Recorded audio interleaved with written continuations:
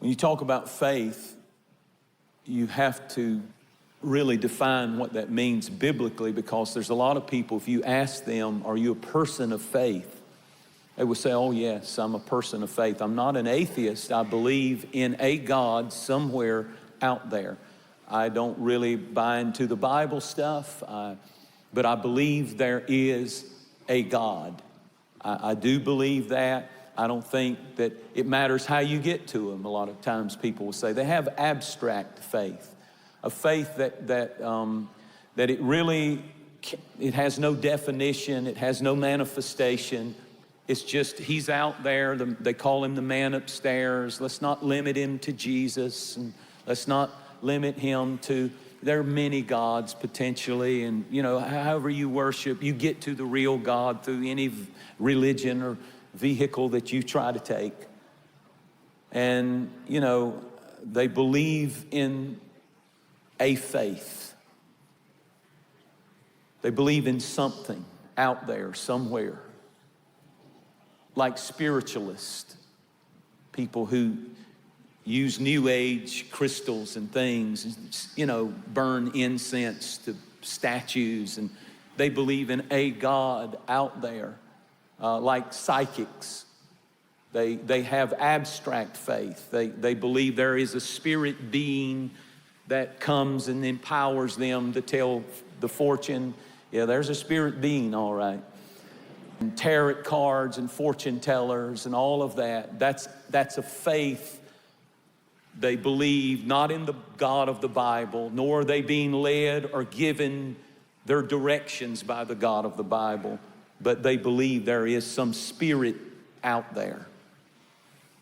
And so that's an abstract faith. And then there's one that's a little bit closer to where it needs to be, and that's like a structured faith. By that I mean a ceremonial faith.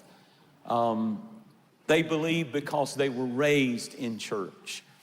So they believe in the church. They believe in the ceremonies of the church. They're not anti-Christ. They're not anti-virgin birth. They come at Christmas. They come at Easter.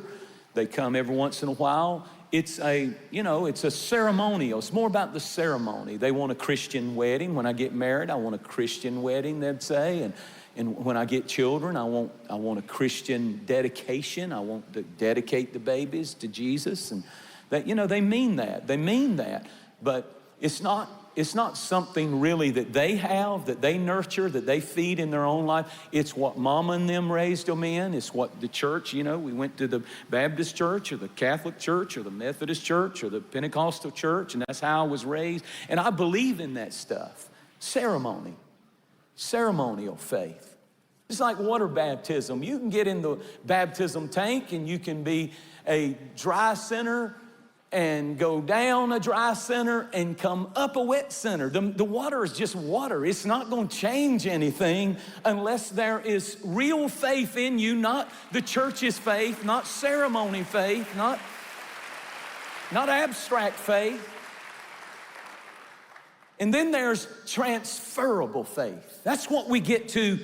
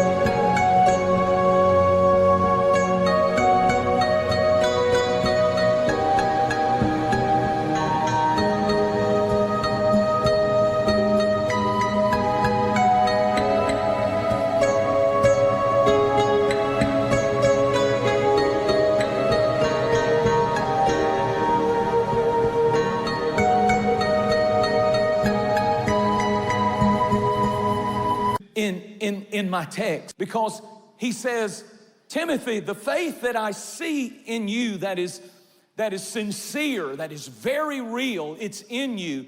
He said, I saw it first in your grandmother Lois and in your mother Eunice, and I'm persuaded it's in you. Somewhere your grandmother got it and she transferred it because it was personal, because the only kind of faith that is transferable is personal. You can't have a distant relationship with God and transfer it to your children. You cannot have a lukewarm relationship with Jesus and pass red hot fire passion for Jesus to your children. The only faith, according to this text, that can be transferred is faith that is personal first with grandma. And when grandma gets it, then daughter can't go off grandma. Daughter has to get her own personal faith, and then she passes what she is. She has a praise life. She doesn't go to church and sit around. She has a praise life, and it gets